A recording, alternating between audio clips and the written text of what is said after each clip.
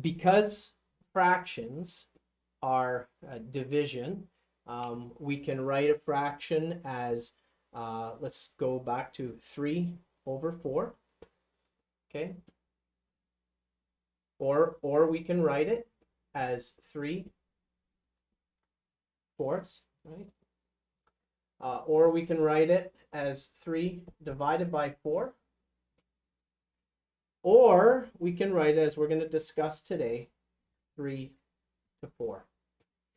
This, for every single one of you here in this class, okay, this is a ratio.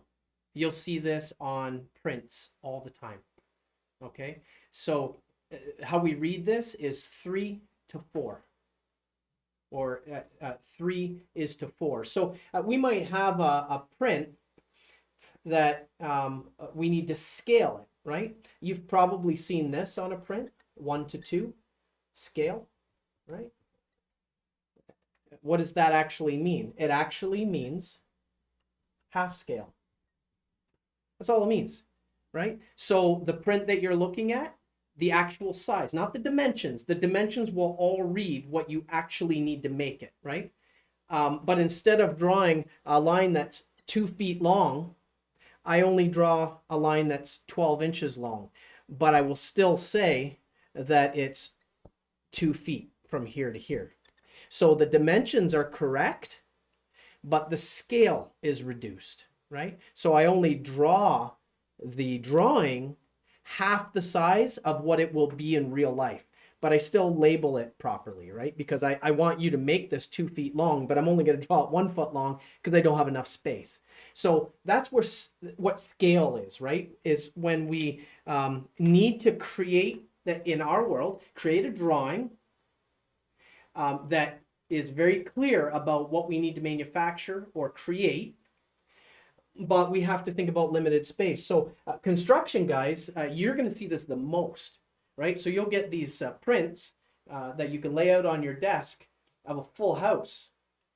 Well, obviously that's a scaled print, right? So you can look down in the title block and see what the scale is, and it won't be half for sure, but it will tell you what the actual scale is. So when you look at that print, all of the dimensions will be what you need to make, right? It'll say this is a 2x4, but it's only drawn, maybe 3 inches long or 2 inches long. Okay, so that's what scale is. Scale is a ratio. Okay, so that's what we're talking about. We're talking about ratios. So what exactly is a ratio then? If we think about prints, what is it? It's a comparison of two like quantities. So you want to build a house or you want to manufacture a mold. Well, here's the dimensions to make it, but this is the size I'm going to draw it. So in real life, it's going to be this big, but the drawing I give you is this big. Well, it is a ratio because these are two like things. This is going to be this, right? So when we talk about ratios, ratio is the comparison of two like quantities. Okay? So here's an example, something that we're probably all somewhat familiar with, or you certainly will be.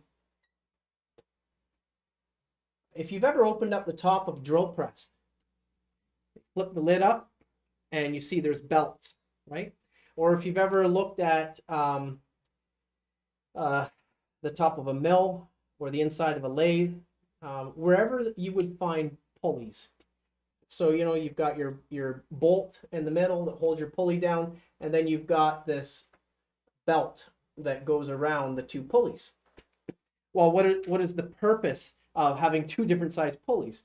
Well, you'll have several different size pulleys, right? Because where you put that belt will either slow down or speed up the spindle. The motor is going to run at the same speed, but depending where you put the other side of the belt, on a bigger pulley or on a smaller pulley, will control the speed of the spindle. So two pulleys can be demonstrated or explained by means of a ratio. right? They are two of the same thing. They are two like quantities. They're both pulleys. But notice this pulley is only 3 inches in diameter. This pulley is 5 inches in diameter. But they're two like quantities, so I can compare them. I can compare this pulley to this pulley. 3 is to 5. Or 3 over 5. This is a ratio, right? 3/5. 3 and 5. 3 is to 5. Okay. So that's kind of like the very basics here of ratios. Understand what they are. Ratios is still division, so it's still fractions, okay? Now we understand what a ratio is. It's the comparison of two like quantities. Let's talk about proportion. A proportion is an expression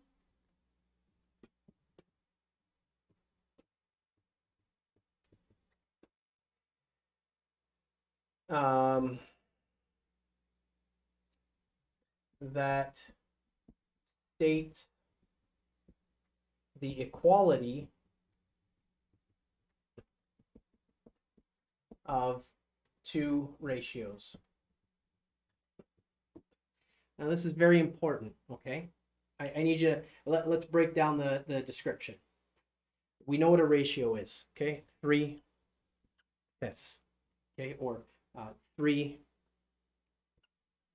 is to 5, okay? And that's our ratio. A proportion is an expression that states the equality, the sameness of two ratios. So this is one ratio, okay? This is one ratio. I want to demonstrate what a proportion is, and the only way to do that is to make sure, notice the word equality, people.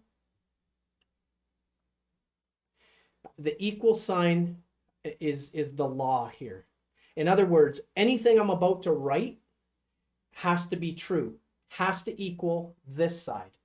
So if I were to write 6 over 10, then this proportion is accurate. How do we know that? How can we prove that 3/5 is equal to 6/10? Okay, so let's first understand what are we saying in this proportion. So what we're saying is this, is that 3 is to 5 as 6 is to 10. That's essentially what we're saying in this proportion, because it's an expression that states the equality of two ratios. So this is the one ratio. 3 is to 5 as 6 is to 10. Okay, so there is an equality here. 3 is relative to 5 in the same way that 6 is relative to 10. Okay. Notice again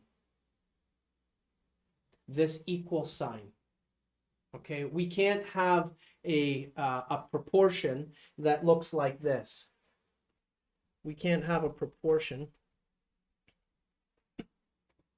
that says 3 over 5 is equal to 1 over 2. Okay, and here's why. Simple, okay, very, very simple. If you take your calculator, okay, and divide 3 divided by 5, what do you get in your calculator?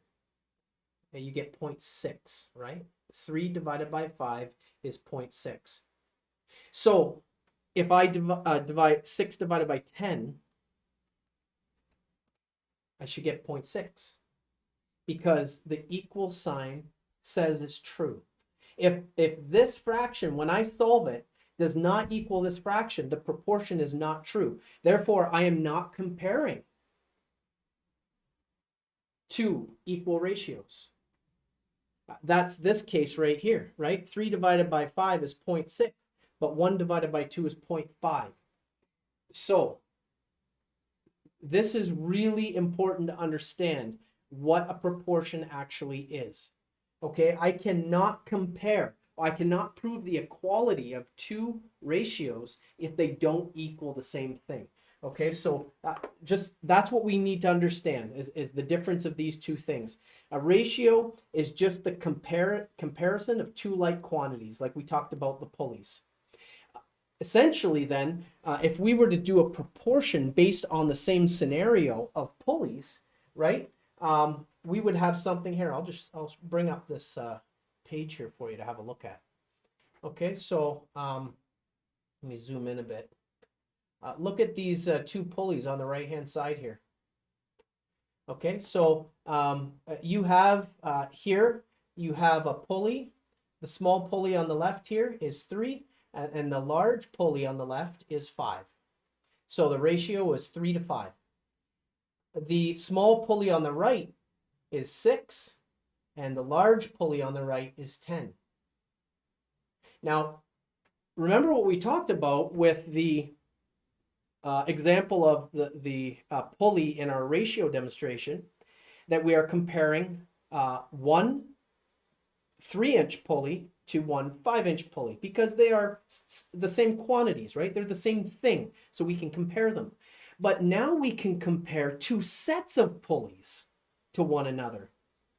So it's reasonable then to appreciate that if the pulleys, if these two examples, if this 3/5 and 6/10, we weren't talking about all of the same thing, a 3 and a 5-inch pulley and a 6 and a 10-inch pulley, right? If we weren't talking about the same thing, then this proportion is useless, right?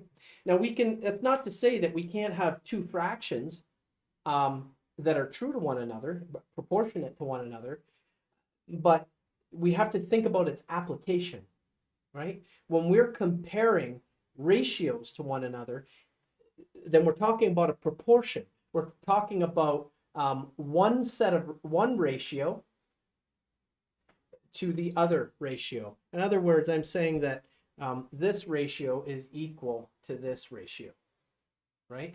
3 is to 5.6 as 6 is to 10.6. Let's take this example, the ratio of 6 to 21. All right, so now let's think about fractions now, okay? Because a ratio is a fraction, right? So 6 to 21 is the same as saying 6 over 21, right? So anytime you solve a ratio for our assignments, right? Because remember that the application of this, you're not going to get a print that says the ratio of this print is 6 to 21, right? It doesn't make any sense. We're going to see that ratio in the lowest terms, right? So what is the lowest terms for this ratio? 6 over 21 or 6 to 21. So it's just like our regular fractions, right? How do we, if this was our answer to the addition of fractions, I'd want you to put it in lowest terms. So what is the lowest terms here? So is there a number that will equally divide in both 6 and 21? Well, 3 will, right? 3 goes into 6 twice, right? 3 goes into 6 twice. 3 goes into 21 7 times, right? It's very, very simple. When a ratio is a fraction. So think back to, this is why we did the review of adding, subtracting, multiplying, dividing. Because at the end, when we get our answer, we need to reduce it to its lowest terms. So if this is our answer, or you get a question that says, hey, reduce this to its lowest terms, that's all you're doing is you're looking at the numerator and the denominator, and you're looking for a number that will equally divide into both, right? Because if this is a ratio, you're saying that 6 is relative to 21. So anything you do to the 6, you have to do to the 21 to keep that relativity, right? So 6 over 21 is equal to 2 over 7. So essentially then what you've done is by reducing this fraction to its lowest terms, reducing this ratio to its lowest terms, you have in fact created a proportion, right? Because 3 goes into 6 twice, 3 goes into 21 7 times. So if I were to solve this first fraction, 6 divided by 21 equals 0.2857. 2 divided by 7 equals 0.2857. So I know that my proportion is correct, okay?